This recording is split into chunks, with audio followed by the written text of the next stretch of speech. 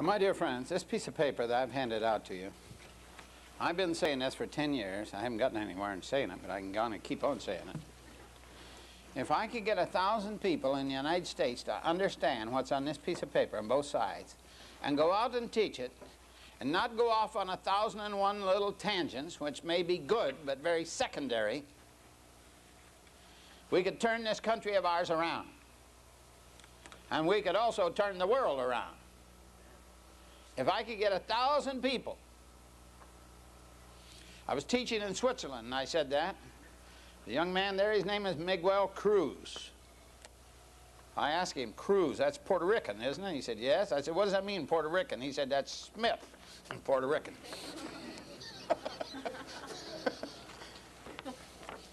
One of the most brilliant men I've ever taught, Mike Cruz. I told him that. I didn't see him but for a year then. I was on my way back to teach in Switzerland. He came out to Kennedy Airport, he met me, and he had 79 Jewish lads, black lads, Puerto Rican lads, some Anglo lads he'd won to Christ using that. Had a church going in Brooklyn. He graduated number 2 in a class of 750. Then went and got his master's degree from Columbia Teachers College. The government gave him a full ride scholarship through the PhD program. In the first year in it, 3 professors told him, unless you give up your Christianity, you'll not get a PhD here.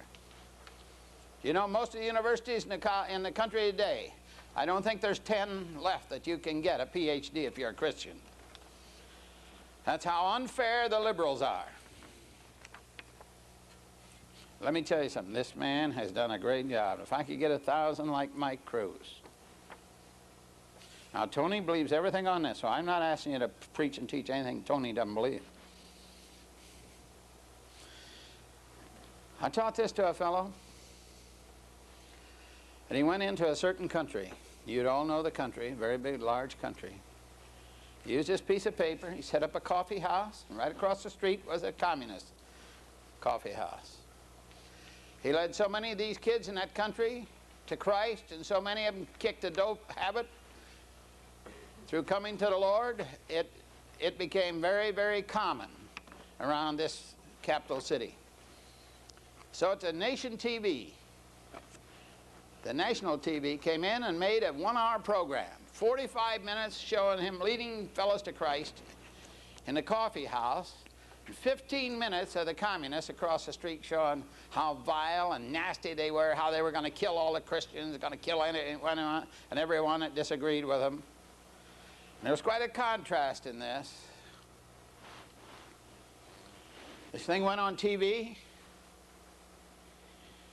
and it was on TV. Now, it went on first in September, and it was on, and I talked to him in February. I was there, and had been on every Monday night since, from September to February, because he'd never seen Christianity like that. And he didn't have to pay a dime for TV time, never paid a dime for production costs. All this was free. Because God stands behind this. And you know something? Somebody came along and gave him a book on body ministries. And he went off the beam on body ministries. Now, you never hear from him anymore, but he's still on body ministries. Now, there is some truth in body ministries, my dear friends. Some, not much, but some. But what he did was he just traded in something that worked and something that was really doing great, and he went off on a tangent. I'm sad to say that. I'm sad to say that.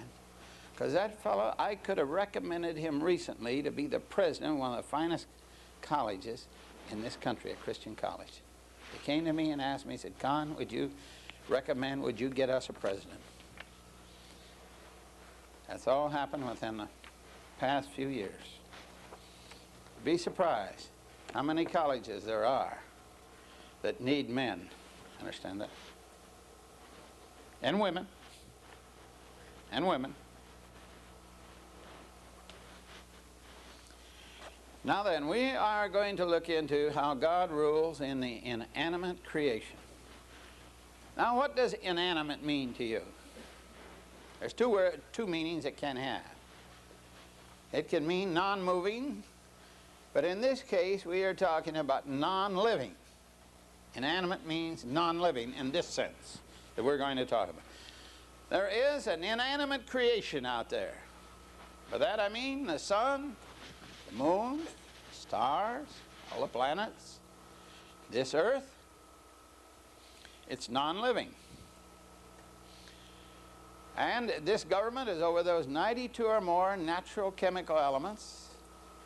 And if you read this, my friends, it says God in omnipotence. Wait a minute. Right there is one of the most misused words in theology that there is. Omnipotence. What does that mean to you? No, that's omniscience. Nope. Oh, yes. Omnipotence means all-powerful. But wait a minute. What kind of power? There's two kinds of power in this world. What kind of power? He's got potential to do anything. What kind of power are we talking about? We say omniscience or omnipotence means all power. Omni means all, doesn't it, in Latin?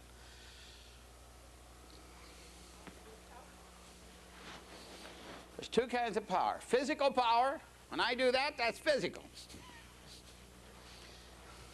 Then there's moral power, power to choose between right and wrong. Moral and physical. Now then, when we look into how God governs the sun, the moon, the stars, yes, even your body and mine, so what kind of power are we talking about? Physical, that's right. Most people don't know that these simple definitions that we're talking about here now, 100 years ago, 99% of the Christians in the United States are giving it, tick those answers off like that. You should see the books that they had in the last century. And the liberals burnt them. The liberals were the first book burners. I can sure go back and show you the history of book burners. It's the liberals that started all that foolishness.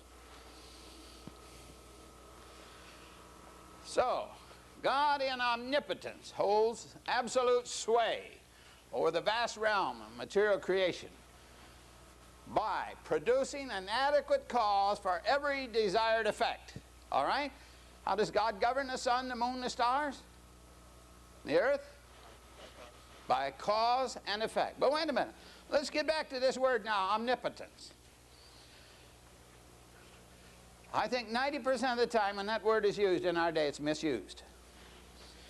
You know, dear friends, words are tools. And if you misuse them, then it doesn't do what it's supposed to do.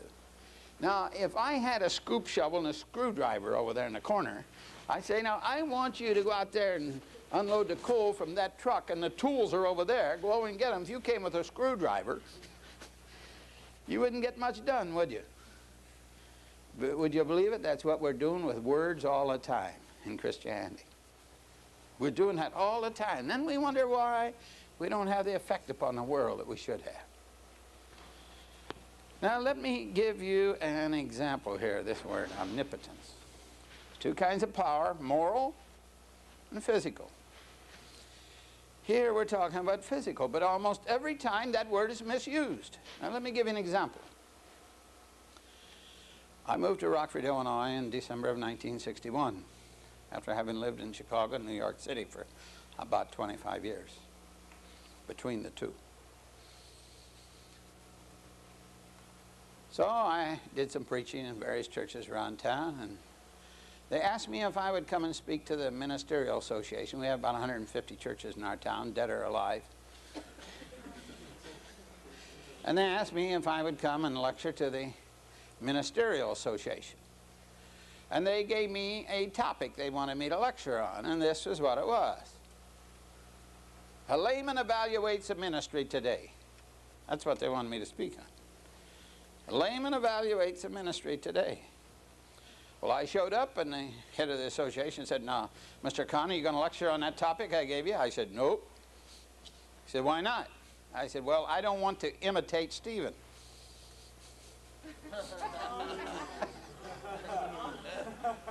Some of them haven't read their Bible, have they?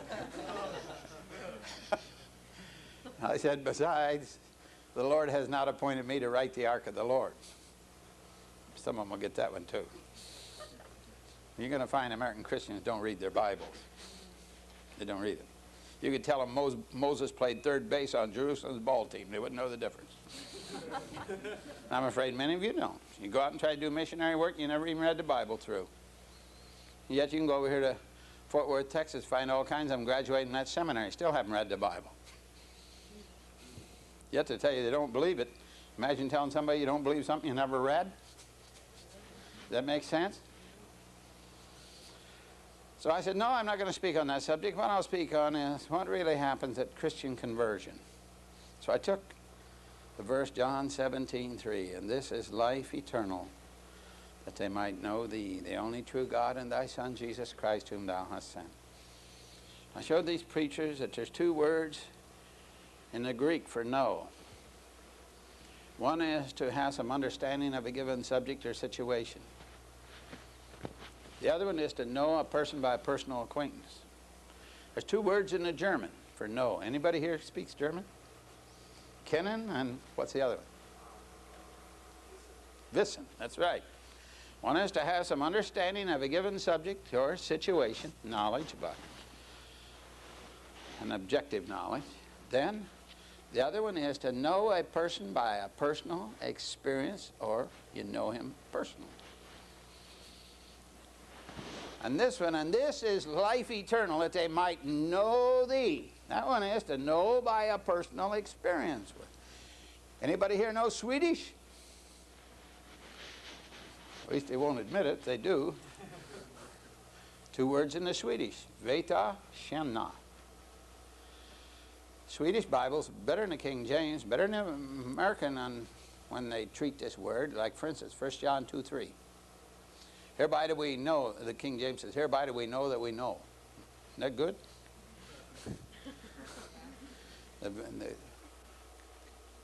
The Swedish Bible says, hereby do we veta him, that we känna him. Hereby do we understand that we know him personally. See it? Isn't that better? Hereby do we understand that we know him personally. Veta and känna. If you know French, there's two words for know. Do you know Spanish? There's two words for know. And I went ahead to show them about this, coming to know him by personal acquaintance. What has to happen at the conversion experience? It's an experience. But you don't study your way into Christianity, and it's not a process. It takes place by having studied, but then having a climactic experience. In the Greek, the word for that is eris. Eris. So I went into this, and by the way, I scared about half of those preachers out of 5 years' growth. And when I got done, I walked out to get in my car, go back to work. A fine preacher there in town, he came up to me and he said, now, Brother Conn, don't you believe salvation's all of God? I said, nope. He looked at me as if to say, who let this liberal in? But then he happened to think what he heard inside, and that didn't come from any liberal. He said, you don't believe salvation's all of God? I said, no, I don't believe that. I said, of course, I was taught that just like you were, but I don't believe that. Every seminary in the country almost teaches that, if they believe in salvation at all. I said, let's see if I understand what you're saying. You're asking me, do I believe in effectual calling, that God can save anybody, anywhere, anytime in the universe that he wants to, by producing a causation, and he gets the effect every time. And he does it something like this. A mother prays for him. A preacher dangles him over hell for 30 minutes on Sunday morning. And by the Calvinistic irresistible grace, the poor old sinner finally wilts and gives up. Otherwise, and God can save anybody, anywhere, anytime that he chooses. Now that's what you mean, isn't it? He said, yes. I said, no, I don't believe that. I said, let me tell you why I don't believe that. God says he's not willing that any should perish. Now here I am, I'm a little one-lung layman most people never heard of. I said, I'm preaching a couple hundred times a year, doing everything I can to win souls. I'm winning a precious few. Ah, but your great God, he can save anybody, anywhere, any time in the universe that he chooses to, but he's not. So if he can and he isn't, and I'm trying and I can't, then God doesn't love sinners as much as I do. Is that right? Now you think about that. I just laid a heavy one on you there. If God can save anybody, anywhere, anytime that he chooses to, and he's not doing, then he is willing that some should perish. But he says many times in the scriptures, he's not willing that any should perish. So it must be that man is willing. Is that right? No, my dear friends, we're going to look into free will very deeply here in the next few days. But God never tinkers with man's will in salvation. Never. He'll influence it, but he will not cause it. So when we say God in omnipotence, now what kind of power are we talking about here? Physical, that's right. You've got to get that right. If you're going to use the word omnipotence, you must only use it in connection with physical power. You see why I'm a nut on some of these words? To get them right? It causes all kinds of confusion in this world if you don't. You got people trying to shovel coal with a screwdriver. And they don't get it done. And they wind up being a mess. So these things, my dear friends, they are very important. So, we're saying here that God governs the physical universe by cause and effect. He produces a causation, he gets the effect. Every time. Now, my dear friends, I want you to get this word. Over this realm over which we're talking now about God governing, there is one word that characterizes this very well. It's the word certainty. You ought to write that down. Certainty. Because in the realm of the inanimate, God always gets what he wants. When he starts to produce something, to do something, he always gets what he wants. But we're going to see now later, about tomorrow night, in the realm of free will, God very seldom gets what he wants. It's that thing that breaks his heart. He seldom, very seldom. So you're going to see the main characteristic of free will is uncertainty, and man's abuse and misuse of that great endowment of free will. So now in this realm, it's cause and effect. Now, my dear friends, I hope some of you will pardon me if I teach this so simply. I often wish, when I was sitting in classes, that some of those professors and teachers had gone slower, not go so far, so fast, and make sure that I understood what they were talking about. See, when I graduated from school, I graduated in the upper 95% of my class. I can see you're not a bunch of math majors either.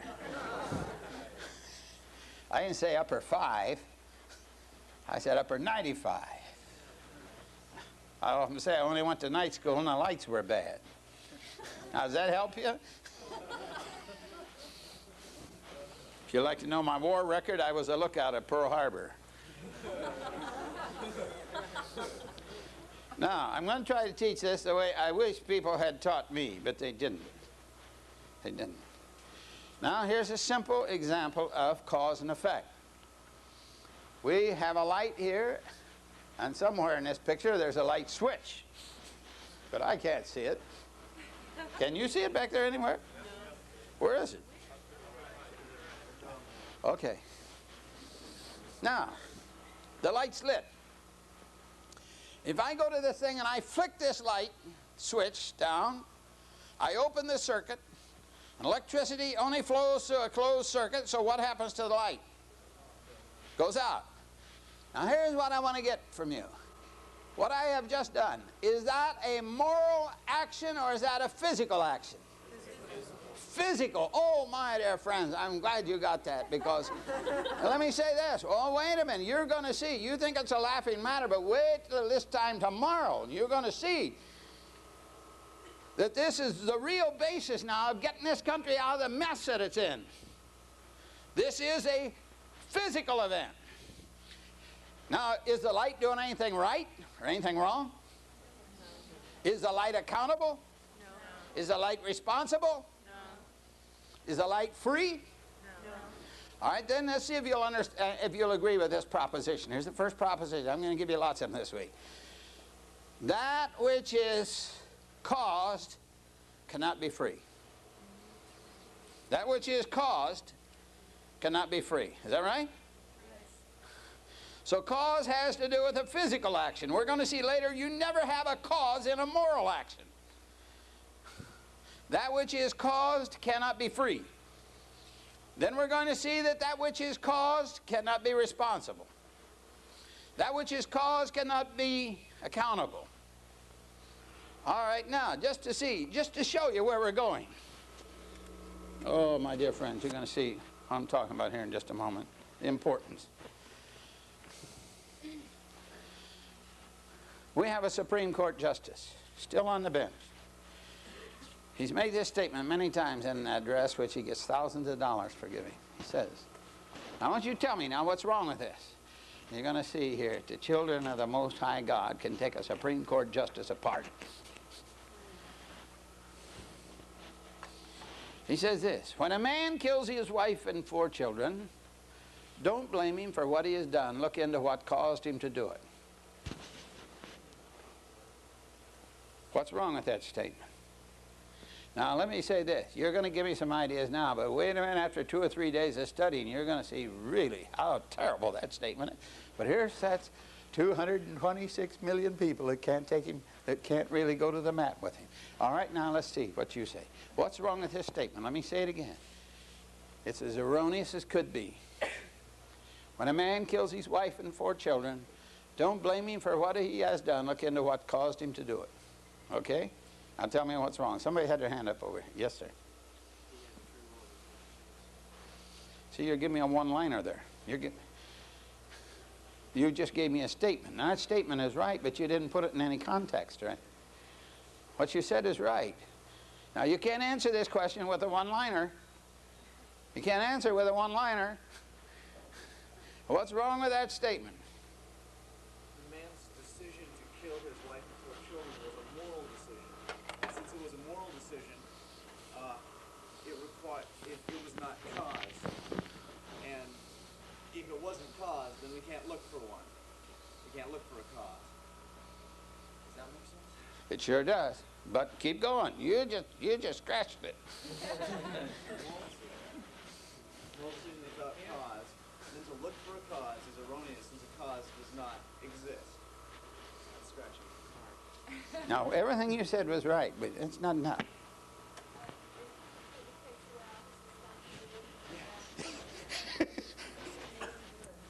Would you say that again when I say it louder? It completely takes away all of the responsibility for his own actions by saying that he's not It implies he's not free.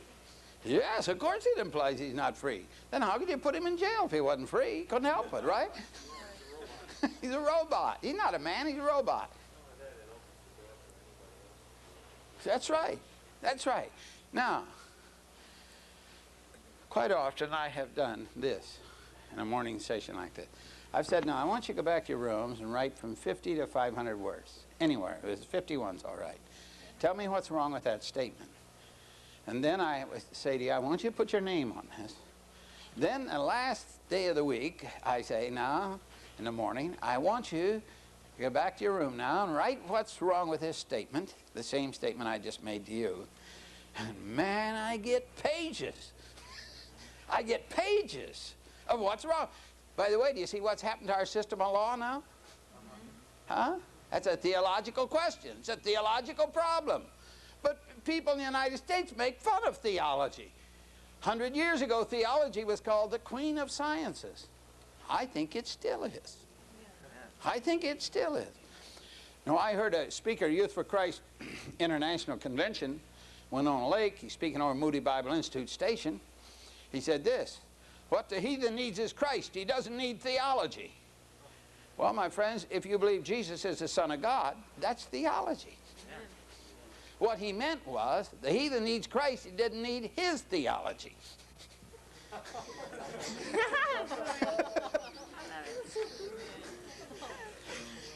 Yeah, that's really what he meant. And I agree with him. He didn't need his theology. We've covered the earth with that stuff. It doesn't work. Doesn't work. With his kind of theology, you can take someone here and 40 of you get down and holler at God and pray and holler at God and pray and to save him, as if God doesn't want to save him, huh? Of course, you never have done that, have you?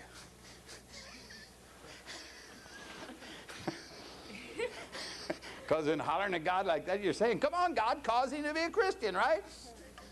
Cause him. Nobody yet's ever been caused to be a Christian. Never will be. That'll be God becoming a respecter of what? Why be taking away man's what? Free will, and he's not going to do it.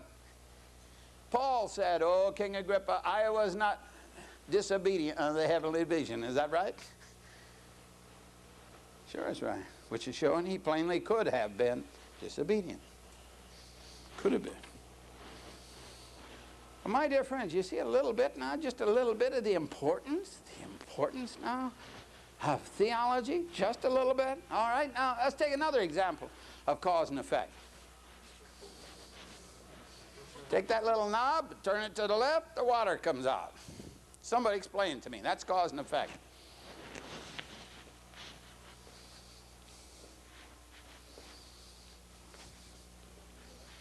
By the way, you women, when you prepare a meal, you use the law of cause and effect about 200 times. When you drive a car, you use it about 30 times a minute. If you're driving a car, it fades to the right, what do you do with the wheel? So you take the wheel this way, what does the car do? It comes this way. This is the cause, what's the effect?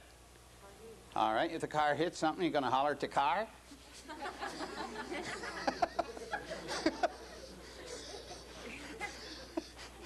And get out and kick the tire? Yeah, people do that. Just a poor tire had a wheel had gone screwy or something. Come on, explain this to me. Now there's water running all over the floor. You're going to get stand there and curse the water? Going to get mad at the water? In turning it off, the faucet and water has no free will to keep running, but it must cease running. And in turning it on, it has no free will or is not accountable for running or not running, but has to do, whether if it's turned off, has to be turned off. And if it's not, it will run. Yeah, that's very good. That's very good. Inside the faucet, there's a little barrier, which when you close it down, stands in front of the water. Close it down or just close it? Well, I'm from West Virginia. We say close it down. It's all right. I'm from Indiana. We can't help it, can we? There's a barrier that the water cannot, even if it had choice, it couldn't. It cannot go through the barrier. So when he turned this to the left, that released the pressure, didn't it? There was pressure. If there hadn't been pressure, nothing would come out. So the pressure is the what? Cause. And the releasing of the pressure and the pressure is the cause. The effect is it runs all over the floor. Now, I want one more example. You remember this one from your high school chemistry? What is it? What are those two? Bunsen burner and a beaker, or as they say in England, a flask. Flask. That's right. All right, now we have water in this, and we get this thing lit and burning. What happens? Now you tell me.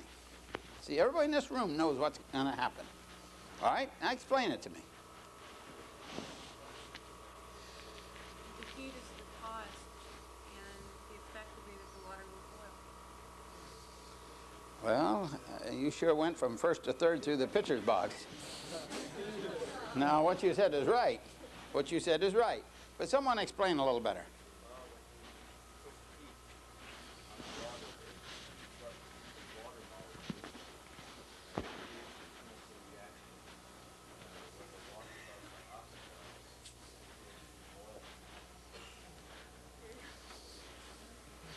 Yeah, that's true. Some of it, not quite all of it.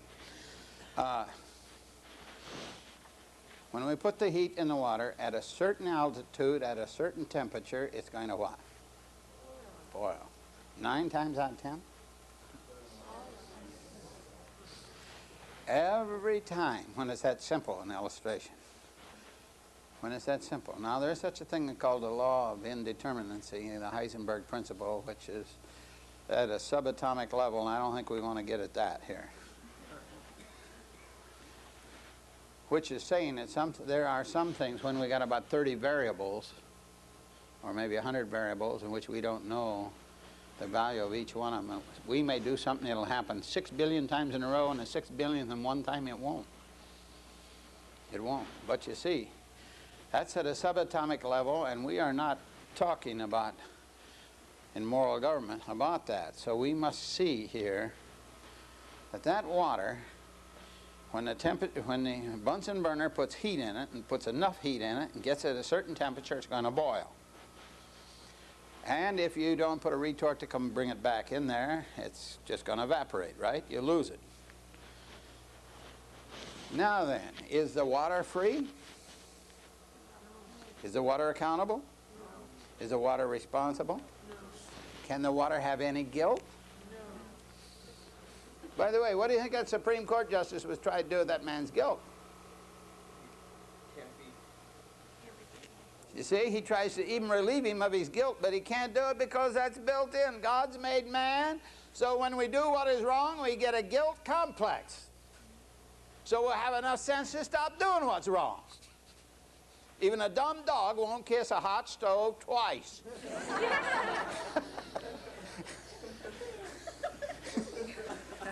And all these people running around going to shrinks to pay them $70 an hour. I've got this guilt. Sure, you got the guilt. You know why? Because you're guilty. If you go to your preacher, he'll tell you for nothing. And if he's a good preacher, he knows how to get the guilt resolved. A good one. Now, 1 out of 1,000 can do it. And the way you can get a guilt resolved is get a man to Calvary. If you really understand superego and psychology, that's Freud's word for conscience. And only the blood of Jesus Christ can cleanse the conscience. Not only cleanse from sin, but cleanse away guilt. I'd like to find a Christian psychologist sometime that knew enough about the atonement so he could really get people delivered from guilt. All they can do is explain it away. It's like a jawbreaker in your mouth. You still got it. Still got it. Now, I want you to give me an example in everyday life of cause and effect in your life before we go ahead.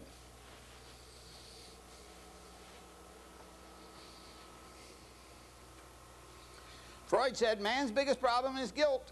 I agree. That's the only thing I ever agreed with Freud on. From there, we part company. Man's biggest problem, yep, it's guilt. But it's because he's guilty, not because he was too harshly potty trained.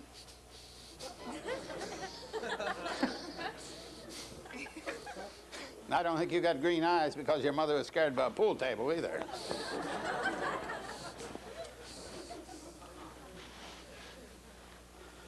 All right, I want you to give me an example in your everyday life of you using the law of cause and effect. Turning a key in a car start. Well, explain that to us. That's right. That's a good example. Put the key in the ignition, turn it, and it connects an electrical circuit, Closes it. closes it, and Juice from the battery goes to the starter, begins to turn the crankshaft. Pistons begin to go up and down. Is that right? yeah. And then the little gas vapor goes in there and a spark comes in and it's going, right? It's a good one. Somebody else. Wonderful. Does the car have any choice?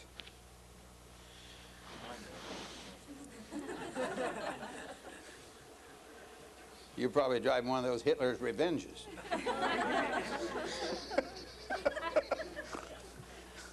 Someone else. Come on, I want you. You've got to get, if you can't get this, you never go ahead and you'll never learn any theology that'll amount to anything. If you can't really get this, what we're talking about. Now, you women, when you prepare a meal, you use it so many times. You go over to a stove and you go like this. What are you doing? You either turn on the electricity or you turn on the gas. Is that right? You do this, you know something's going to happen.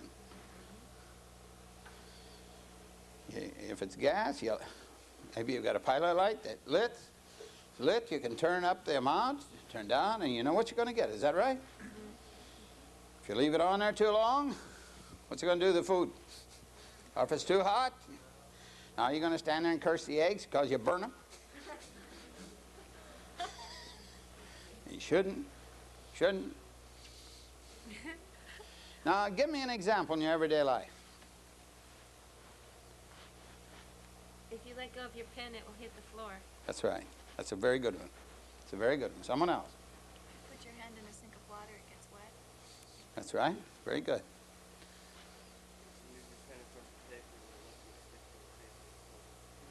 Very good. It's very good. Someone else. Pushing open the door opens. That's right. By the way, just to show you, everybody's body obeys the law of cause and effect. Now let's say I could bring anyone up here out of this audience. Have you put out your hand, blindfold your bare hand.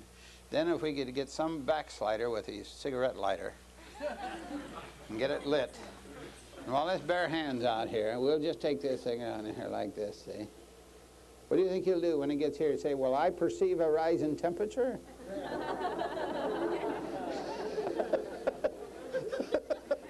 What do you think he'll do?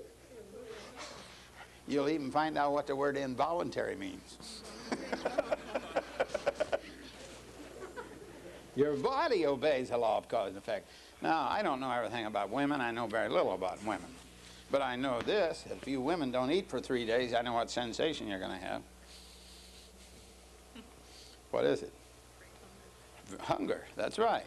That's the effect. What was the cause? You see, my dear friends, that's all engineering, that's all science, that's all chemistry. Physics is studying the various laws of cause and effect.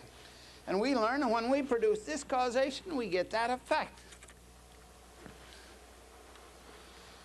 But there's no right, there's no wrong in this. And there's nothing moral in this. Now, I'm going to show you that when we get into men's behavior now, they're saying, oh, he's like this because he was raised in a ghetto. Or he's like this because a mama spanked him too many times when he's a kid. Or he's a thief because of that bad boy that lived beside him. Oh, no. Nobody's going to stand in front of God and say, God, I stole because I couldn't help it. Because I was raised around a bunch of thieves. Oh, no, no, no, no, no. Mm-mm. We will show you that so plainly from the Word of God.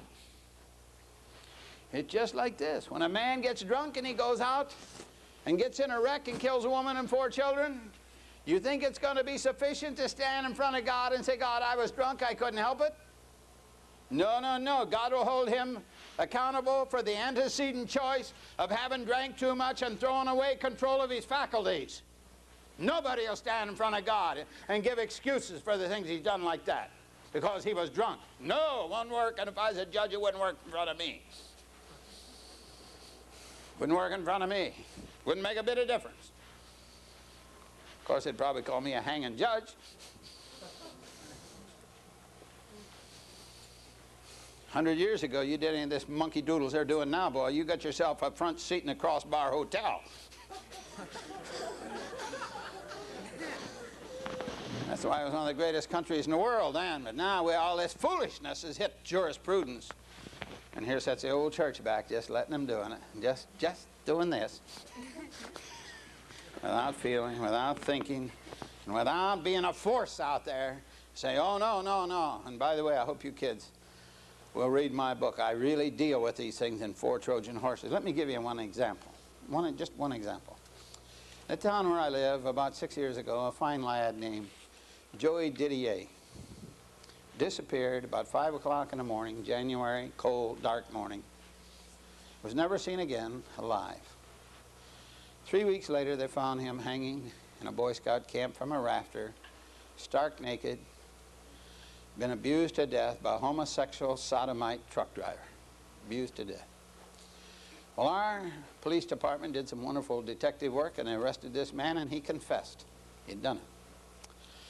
When it came time for the trial, he asked for a change of venue. That means to change it from this circuit court to another. And he said, I can't get a fair trial here. What do you mean fair? The guy confessed he's guilty. I would have never given him a change of venue even. But it was transferred 120 miles away to Rock Island County, Illinois. Came out in a trial at 10 years before. He'd done the same thing, almost the same thing, to a 10-year-old boy. Been given one of those ridiculous sentences of something like 399 and a half years, you know. But he'd been turned loose after 6 years. After 6 years. So they put that shrink The prison psychiatrist on the stand said, now why did you turn him loose? I want to see if you folks can tell me what's wrong with this. I hope you can after no more than what I've taught you this morning. Said, why did you turn this man loose 6 years ago? Or after 6 years when he was given that long sentence.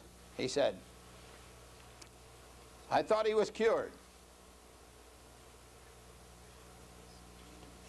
What's wrong with that statement? Oh, that's the stupidest statement that can be made. What's wrong with it? That's right, young lady. He made sin out to be a sickness. That's what the whole court system is doing, because the church is sitting back doing this. Not thinking. Not thinking. Not really getting out there in the world and thinking. Not getting out there in the college campuses and being there. I'm going to show some of you kids how my daughter, Faithy, who was with Agape Force here, she went through your training. Boy, when she got back on college campuses, and she was one of the sweetest, most gentle. Some of you kids here on the staff know her. Boy, I'm telling you, when she got back, and she's a very gentle, she's very quiet, but when she sits in a class, you couldn't give her a pile of horseradish for truth. You really couldn't. And thank God she became bold after coming here. Now, bold's great if you know something. But if you don't, you're better off without it. Let me give you an example. She sat in a college class, and this professor gave this old turkey of a lecture. It's been around since 1890. You can put man in a test tube and predict what he'll do. He lectured for an hour and a half. He said, now, students, are there any comments? My daughter, Faithy, raised her hand. Now, mind you, she's a very gentle, she's a very timid, she's a very shy, a very sweet girl. Takes after her mother. But boy, has she got her up here and here.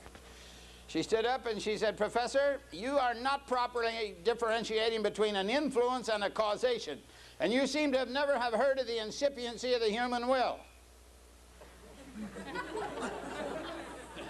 He said, you're right, I haven't. Well, she said, first I must explain to you the difference between a causation and an influence. Now, an influence you can say no to, you can say yes to. A good influence, many a preacher's kids been raised around a good influence, said no. Is that right? Many have said yes. You read my book, I show you at one time 100 of our biggest corporations, 60 of the presidents, our 100 biggest corporations were preacher's kids, so don't think they all go bad. Yes, 60 in the United States. That's in my book in case you learn to read just while I'm here. I think you can get it at your bookstore down here. If you can't, I got a few with me. And by the way, I'd be glad to send you one. I'd have my secretary call it. If you're willing to read them, I'd send you one free for nothing. Would you read it? She went for 10 minutes. She said, He stood up and he said, Miss Conn, do you know anything more on that subject? She said, I sure do. He said, would you please stand up and give it to us? She got up and gave him 20 minutes of moral government. She sat down, he stood up, he said, children and young folks, I stand corrected. Miss Conn is right, I am wrong. You cannot put man in a test tube and predict what he'll do because of the freedom of man's will. Now that's what I call having the coons chase the dogs.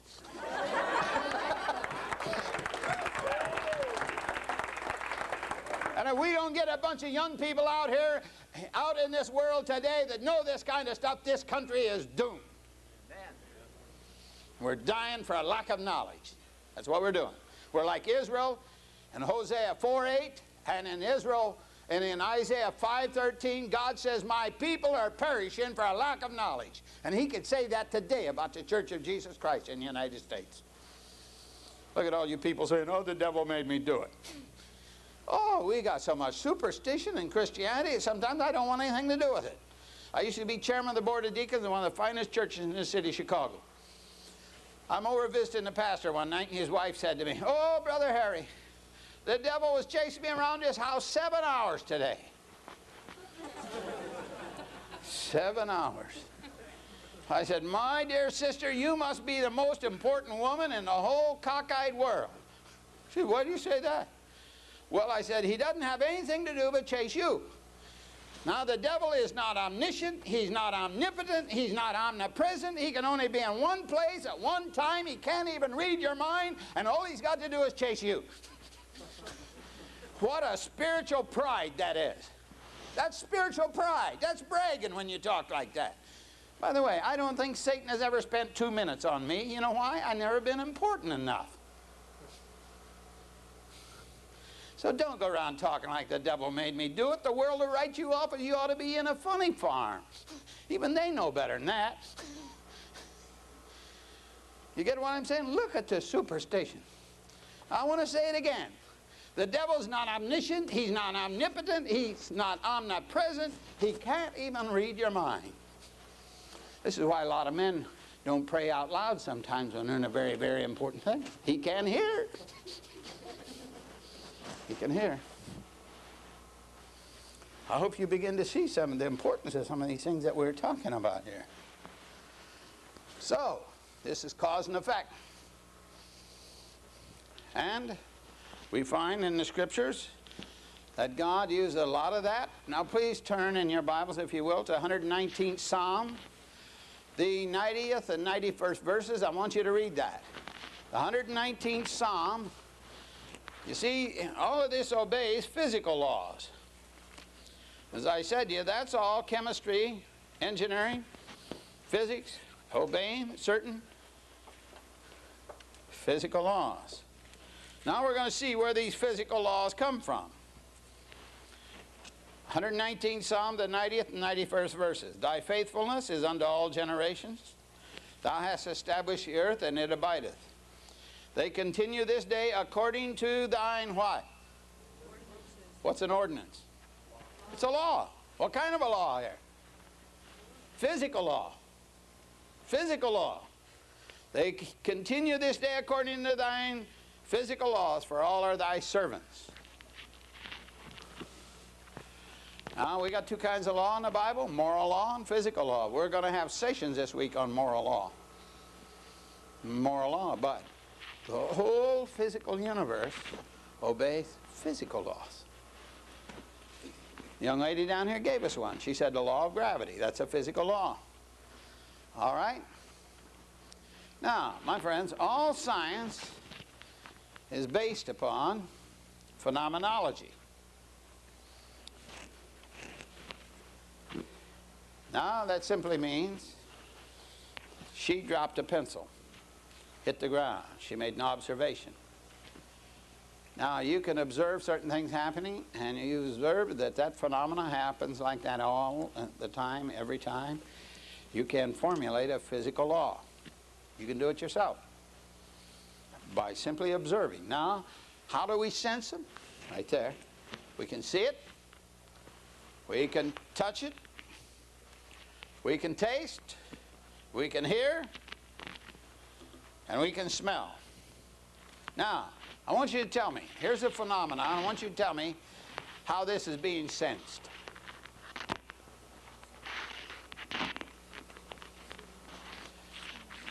Somebody back there tell me. Well, with you it was sight.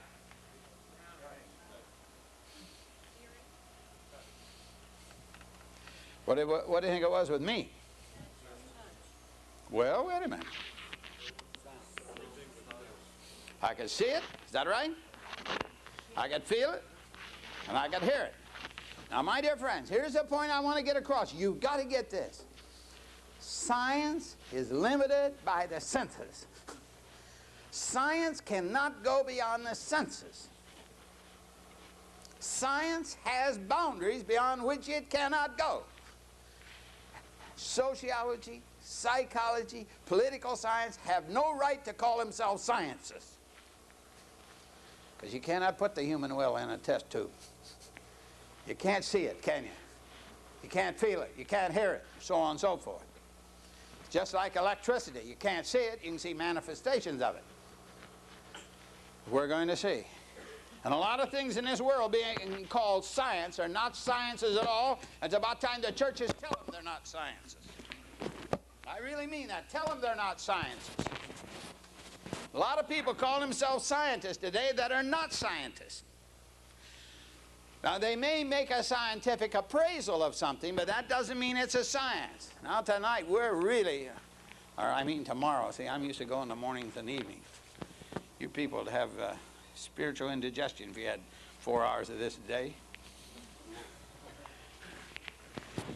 So, all science limited by the senses, by phenomenology. All right? Please notice that. Science has boundaries. Somebody what are the boundaries? What are? Someone tell me. You know? That's right. What'd you say? No? The senses.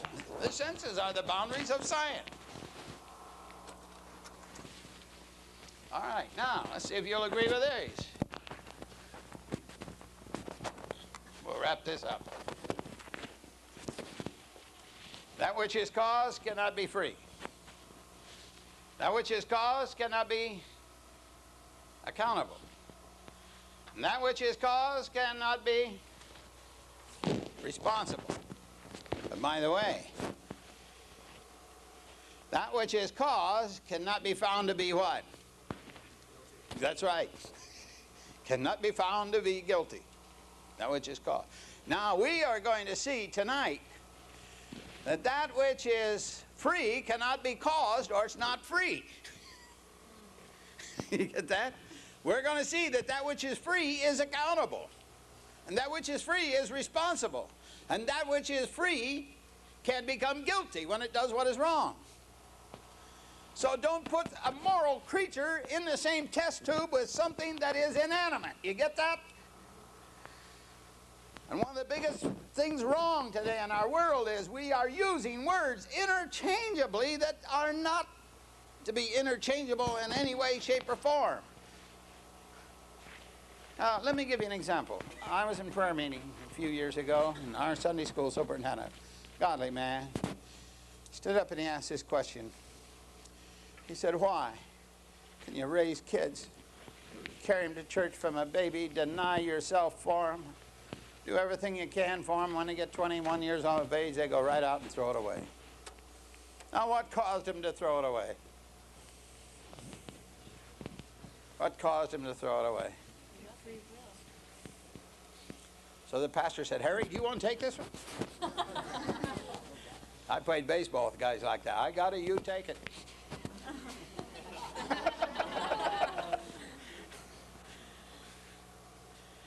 Well, I said I have to explain a theological concept before I can do that. I explained the incipiency of the will. And when I finished, the pastor said, yes, we have a terrible thing. We live in a Freudian age. When something moral happens, we say, what caused him to do it? So what have we done? We've used a physical word instead of a word having to do with moral action, haven't we? And we wonder why we got such confusion and why we can't help our kids and why the professors can drive a wedge between the parents and the students. Let me tell you something. No professor could ever do that to my kids. But if you're going to sit around, drink beer, and watch TV, and watch the Cowboys all the time, the professors will eat your kids alive. But if you use that head of yours for something other than to keep your spinal cord from unraveling, you can keep your kids. You can keep your kids, but you got to teach them. And if you're gonna, kids are like dogs. If you're going to teach a dog, you got to know more than the dog. And only 6% of the Americans ever read a book a year. Did you know that? We're dying of ignorance. And when they do buy a book, they buy something like My Life with Bogey. Oh, for goodness sakes, such trash. Such trash. When are we going to learn that the mind's like a computer? You put garbage in, you get garbage out. By the way, let that be a lesson to some of you people who go around buying these bubblegum religion books, too. Yeah, bubblegum religion, that's what we call them. Just having to do with experience that don't teach you anything. Leave them alone. They hurt you. They don't help you. Any book that doesn't enlighten you is hurting you. I guess the only thing that we can create is sin. That's the only thing we can create. Oh, you can create lots of things. You can design something today you didn't have yesterday. God did not create sin. We did. Of course, you're right.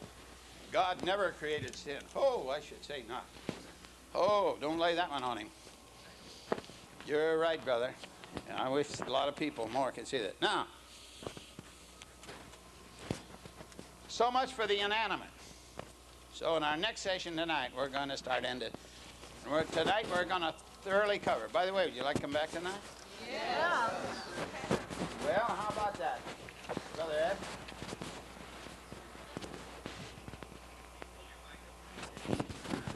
They'd like to come back tonight. 7 o'clock. Okay. Okay. All right.